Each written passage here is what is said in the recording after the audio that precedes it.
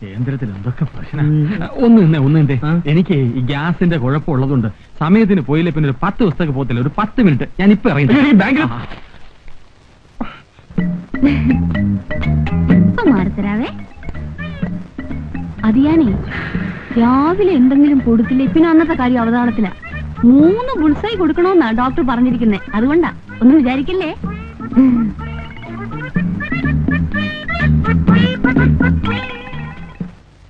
പിന്നെ എത്ര കണ്ടിരിക്കുന്നു. ആ കാർത്തിയനമ്മ ഇവിടെ നിൽക്കുകയാണോ? മോൾക്ക് കഴിക്കാനൊന്നും എടുത്തു വെച്ചില്ലേ? എങ്ങനെ എടുക്കാനാ? അടുക്കളയിലോട്ടൊന്ന് എന്ന് നോക്ക്. ഉള്ള മുട്ട മുഴുവനും പൊട്ടിച്ച് എന്തൊക്കെയോ ഉണ്ടാക്കുന്നു.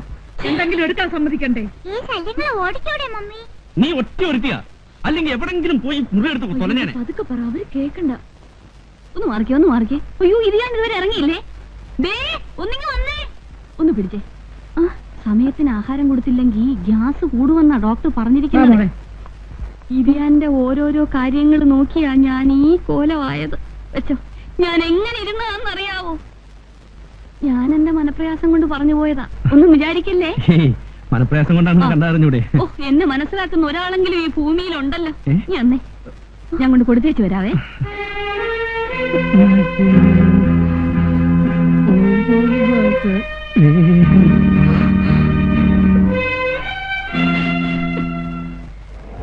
നിർത്ത്. സാറേ ഈ വീടാണോ?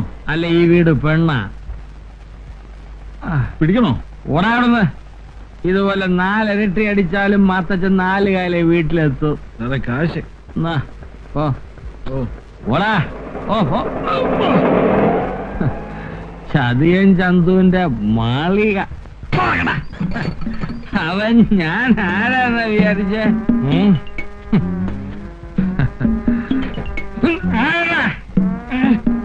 നീയാ?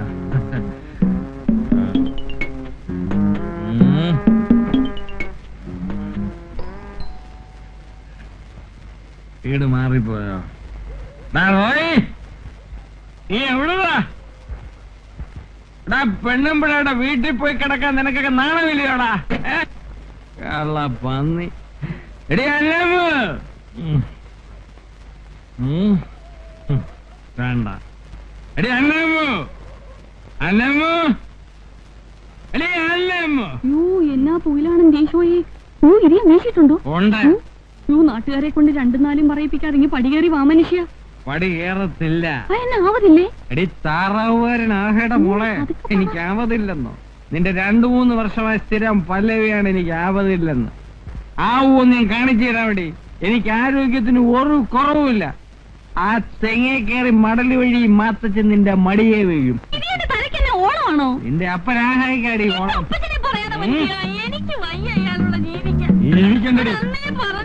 എന്നതാ പറഞ്ഞേ?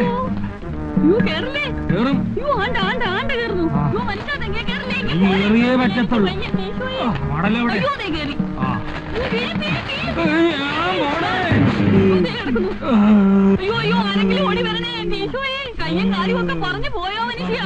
ഇയാളാണോ? ഞാൻ വിചാരിച്ചു തേങ്ങ വീണാണെന്ന്. തേങ്ങ വീണ എമ്മക്കും കേൾക്കൂടോ? ഇതുപോലെ ആണെങ്കിൽ തേങ്ങ തെങ്ങും വീഴും. എന്താ എന്റെ പൊന്ന് സാറേ, എന്നെ ആശുപത്രി കൊണ്ടുപോയോ? എന്റെ കാലൊടിഞ്ഞ്. പ്രശ്നമുണ്ട്. നാളെ ഇയാൾ പറയും നമ്മൾ തല്ലിക്കൊല്ലാൻ ശ്രമിച്ചെന്ന്. അധികം മനസ്സിൽ പോലും ചിന്തിക്കാത്തത് പറയാതെ. ഏതായാലും ആശുപത്രി കെട്ടിയെടുക്കല്ലേ, ഇയാളെ വാ കൂടെ തുന്നി കെട്ടണം. തന്റെ അപ്പന്റെ വായാ തുന്നിക്കെട്ടി. ഇതിന്റെ ഇന്ന് ബോർഡ് മീറ്റിംഗ് ഉള്ളതാ. ഓരോന്നൊക്കെ സമയമില്ലാത്ത സമയത്ത് വന്ന് കയറിക്കളും. നീ ഒറ്റ ഇതിനൊക്കെ കാരണക്കാരി. ഞാൻ എന്ത് എന്നെ കൊണ്ടൊന്നും. അവര് വരുന്നു. ഇനി അവരെന്ത് പറയും? അയ്യോ ഞാനെന്ത് പറയാൻ? ഞാനെന്ത് പറയും?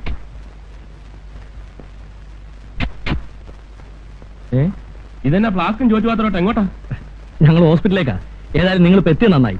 അതന്നെ, റോയ്ച്ചന്റെ ബ്രദറും വൈഫും വന്നിരുന്നു. എന്റെ ബ്രദറും വൈഫും? അതാരാ? മണ്ണാർക്കാട്ടുള്ള മാത്തച്ഛനാ പറഞ്ഞത്. കർത്താവേ, അവരിവിടെ വന്നിരുന്നോ? അപ്പൊ നിങ്ങളുടെ ആരുമല്ലേ? ഏയ്, അപ്പച്ചന്റെ ഏതോ അകന്ന ബന്ധത്തിലുള്ളതാ. വല്ല 10ഓ 15ഓ കൊടുത്തു വിട്ടാ മതിയായിരുന്നു.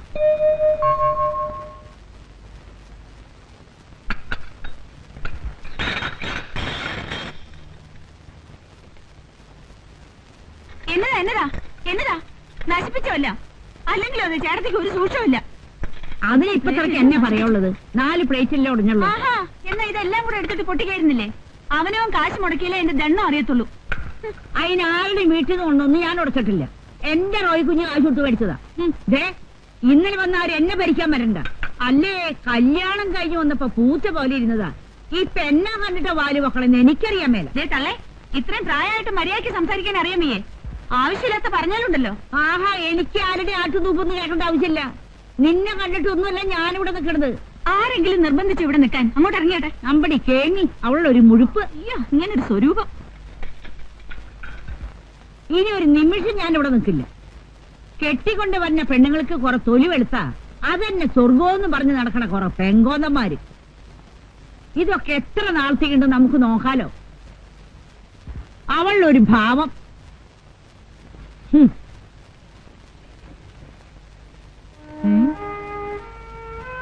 അയ്യോ, കാശൊന്നുമില്ലേ? ആ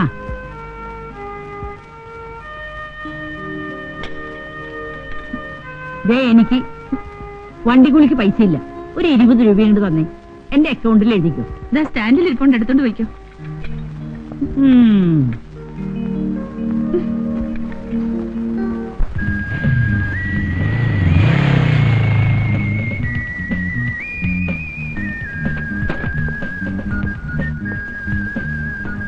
ചേട്ടത്തി, ചേട്ടത്തി,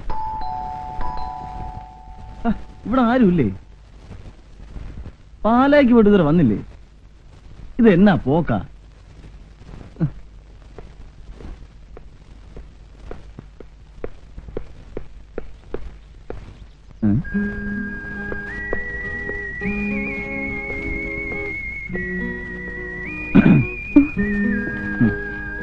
hello, I am Reni. Your good night please. ആരും മനസ്സിലായില്ല. ഞാൻ നമ്മുടെ റോയ്ച്ചാന്റെ ബ്രദറാ. ചേട്ടത്തി ഇവിടെ ഉണ്ടോ? ഉണ്ട്, ഞാനിപ്പോ വിളിക്കാം. ഷൈനി ചേച്ചി. ആഹാ, നീ വന്നോ? ശ്രീദേവി, ഇത് റെനി, റോയിച്ചിന്റെ ബ്രദറാ. ഇവിടെ ഇവാനിയസിൽ പഠിക്കുക. അന്ന് വന്നത് ഇയാളല്ലേ? ഏതിനാ പഠിക്കുന്നേ? BA first year. ഇത് സിസ്റ്റർ അല്ലേ? അതെ. രണ്ടല്ലേ? എന്താ പേര്? ശ്രീലക്ഷ്മി. Very nice. വിമൻസിലല്ലേ ഇപ്പൊ പഠിക്കുന്നത്? റെനിക്ക് എങ്ങനെ അറിയാം? അല്ല പിന്നെ ഞാൻ കണ്ടിട്ടുണ്ട്. എന്റെ റൂട്ട് അത് വഴിയേ. അല്ല പിന്നെ ഇവിടുത്തെ ജാതം ഒന്നും നിരത്തണ്ട. വാ പോ, വരട്ടെ. ആ വാ.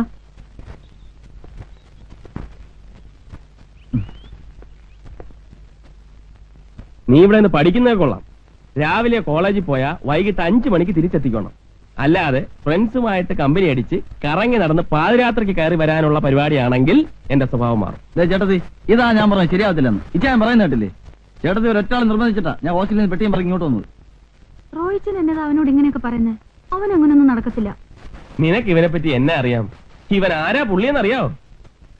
വീട്ടിൽ നിന്ന് ഹോസ്റ്റലിലേക്കെന്ന് പറഞ്ഞ് ഗോവയ്ക്ക് പോയാനാ ഇവൻ. കോളേജിൽ നിന്ന് ഇവന്റെ ഒരു ഫ്രണ്ട് വന്നപ്പോഴാ അപ്പച്ചനും അമ്മച്ചി വിവരം അറിയുന്നത്.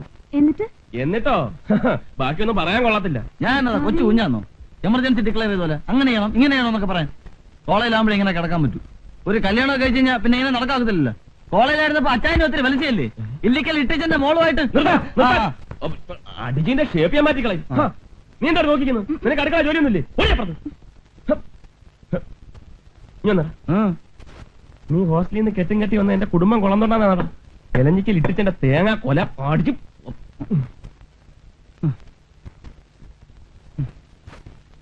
എന്നിട്ട് ഞാൻ പറഞ്ഞു അവളോട് കുറച്ച് നീങ്ങിയിരിക്കാൻ.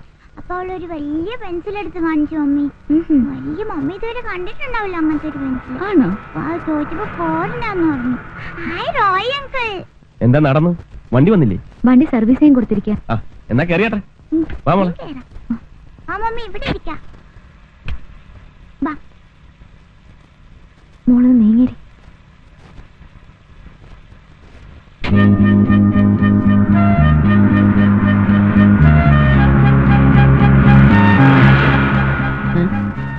ഇത് മോൾ തമ്മച്ചിയാണ്. അന്ന് മോളത്തെ സാറും താഴെ തമ്മച്ചൂടെ പോകുന്നുണ്ട്. ഇതാണ് യഥാർത്ഥ കോപ്പറേറ്റീവ് സൊസൈറ്റികള്.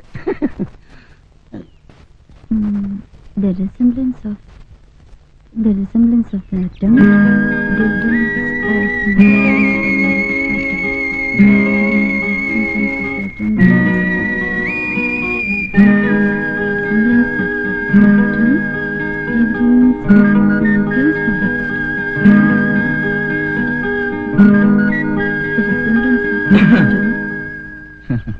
എന്താ ഇവിടെ ചേച്ചിയും ചേട്ടനും ഇല്ല? അല്ല, അതറിഞ്ഞോണ്ടല്ലേ വന്നത്. ക്രിസ്മസ് വെക്കേഷന് നാട്ടിൽ പോകുന്നുണ്ടോ? തീരുമാനിച്ചില്ല. എന്താ? തീരുമാനിക്കണം പോണ്ടെന്ന്. ക്രിസ്മസ് ഇവന് ഞങ്ങളുടെ പള്ളിയിലെ ഇലുമിനേഷനും ക്രിസ്മസ് ട്രീസും ഒക്കെ ഒന്ന് കാണണ്ട. നമുക്ക് ഒരുമിച്ച് പള്ളി പോയനാ. അയ്യോ ഞാൻ വരില്ല. ശ്രീലക്ഷ്മിയുടെ ചേട്ടനും ചേച്ചിയൊക്കെ വരുന്നുണ്ടെന്ന് ചേട്ടത്തി പറഞ്ഞിരുന്നല്ലോ. മോളെ എന്താ എന്താ ഇവിടെ? കോളേജിലെ ഒരു നോട്ടിന്റെ ഡൗട്ട്. അവരാരും ഇല്ലാത്തപ്പോഴാണ് നോട്ടിന്റെ ചില്ലറയുടെയും കാര്യം അല്ല പറഞ്ഞു. അതിനൊരു കമ്പൈൻ സ്റ്റഡി. ഒരു കമ്പൈൻ പണിയും വേണ്ട, മോളെ ഒത്തു പോ. അവരാരില്ല ഉള്ളപ്പമ്പ. റൊമാൻസിനെ കുറിച്ച് ഈ തള്ളക്ക് എന്നാ വിവരം ഉള്ളേ? ആരെങ്കിലും ഉള്ളപ്പ വരാനേ.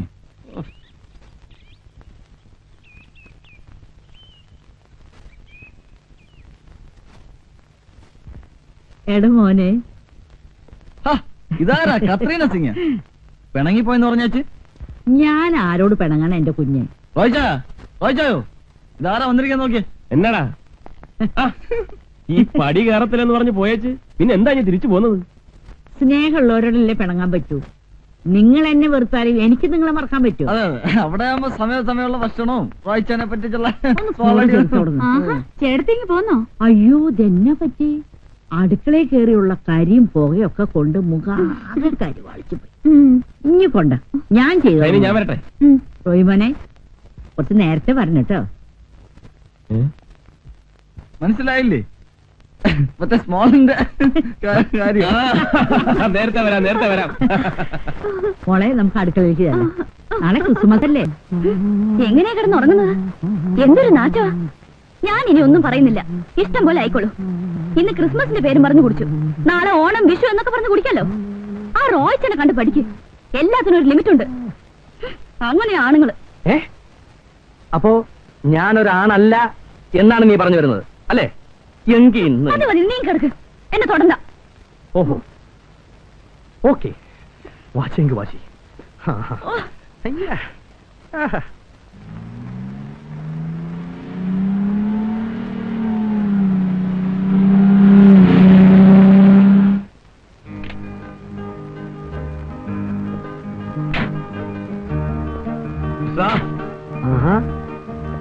ഉസ്താദ് വന്നോ?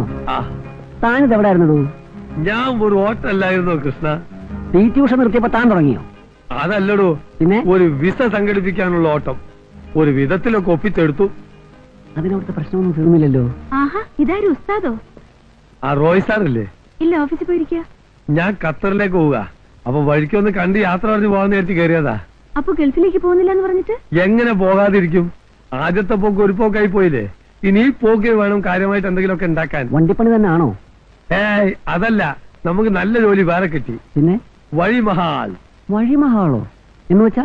അതായത് ഈ റെഡിമെയ്ഡ് സാധനങ്ങളെല്ലാം വഴിയിലിട്ട് വിൽക്കുമല്ലോ, അതാണ് വഴിമഹാൽ.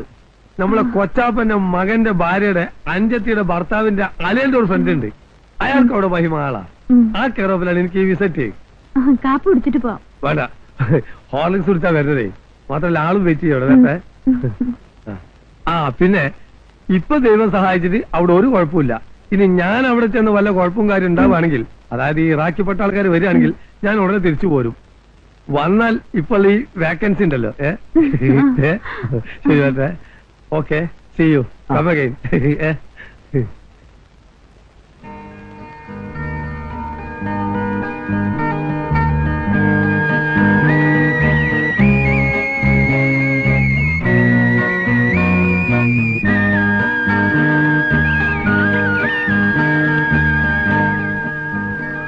എക്സ്ക്യൂസ് മീ, ഞാനിവിടെ വെയിറ്റ് ചെയ്തത് തന്നെ കാണാൻ.